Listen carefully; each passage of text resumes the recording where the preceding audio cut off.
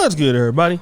It's your boy, O'Shea Duke Jackson, back at it again with another episode of the Celebrity Junk. Dima, church music. So about 2 weeks ago, TD Jakes came out with a popular sermon, but I don't really know the name of the sermon because he had a soundbite in that sermon that went sort of viral, and it kind of reminded us of a la Kevin Samuels with some of the harsh truths about dating and entitlement in the black community. Now, for those of you who did not see it, I want to give preference to that clip, and we'll play that soundbite right now. This breaks all sociological orders of the culture we're living in now, because we are raising up women to be men.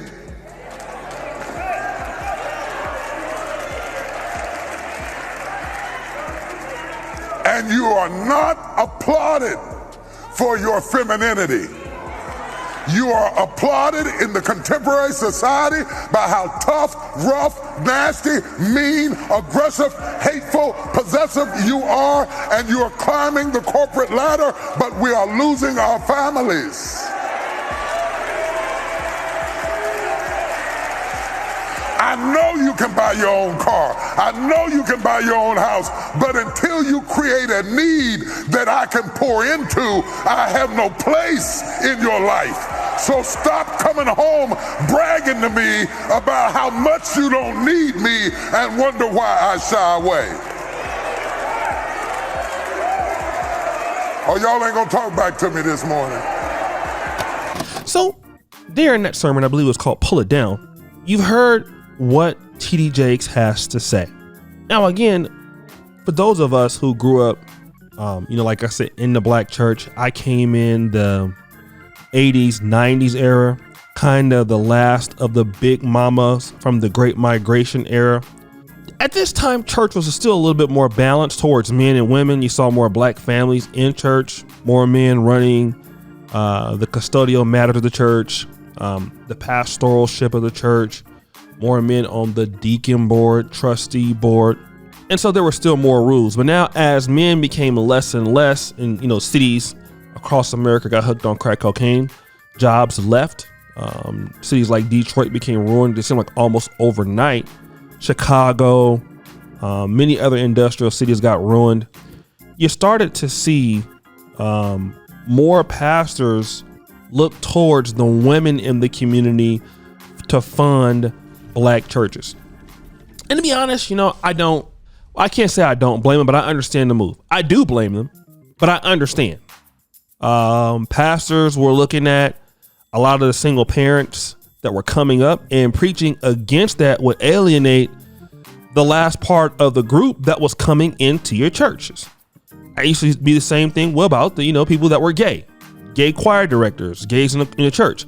But these are the groups that kept the church doors somewhat open, whereas the traditional people either started going to maybe other prominent denominations, and I would say some blacks got tired of the black church altogether and started going to more mixed race churches like TD Jakes Church, and some just stopped going altogether, which led black pastors down the road to catering church services towards single moms, being more accepting of LGBT people in the church.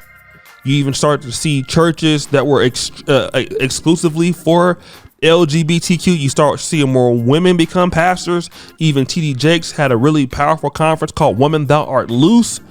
And so, and that was one of his first sermons too, that went popular. So you saw this, but now TD Jakes makes a very interesting pivot in speaking to some of the people in his congregation that may have been keeping him afloat. Now, what they say here in this article, and I don't know how true it is, but if you look at this picture, the next Sunday, tons of seats, empty seats, okay? Entire sections of the church were completely empty. Now, I'm not sure if this how it always looks, or if you see here, definitely it looks completely empty. Now, I don't know if this is every Sunday, but now, religious attendance has declined because of COVID. Americans are not going to church as much. Less churchgoers means less tithing. So maybe he could make this sort of statement because of the internet audience going on. I'm not sure. But what this article wants to say is that black women that went to the church stopped coming the next Sunday. I can't verify how true that is, but it is believable. And why is it believable? Because women don't look at what you're saying many times. Women look at how you are saying it. And the only person that I've ever been able to see that they can get across to women in somewhat of a decent fashion and make them understand their ways is Kevin Samuels. Most of us as men do not have the patience or the ability to get through to women, which is why I don't talk to women because I feel like I'd be wasting my time, right? And I understand now as a man, as I'm getting older, it's certain things you just can't say to women for fear of their feelings being hurt or making them feel some kind of way. Women are just very emotional, and unfortunately, I know guys don't like to hear this. They have to be talked to with some level of love and some level of respect, or you just don't talk to them at all. Okay?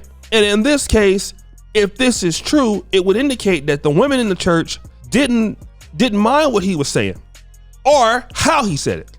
Either way, there's no way to say things to women that are critical that are not going to have them respond in such a way, especially if you've been preaching to them, about men, about how they're going to find a man.